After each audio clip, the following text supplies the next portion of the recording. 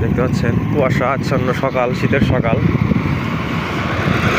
সুন্দর অসাধারণ।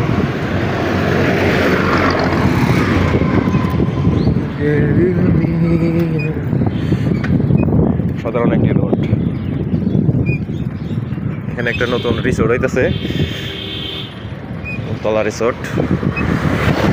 তলা কিন্তু রিসোর্ট আছে, ওই যে ড্রয়িং দেখতে পাচ্ছেন।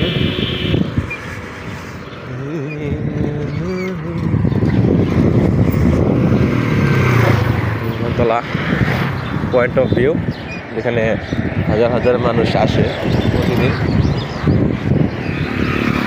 এবং আশেপাশে অনেক দোকানপাট আছে।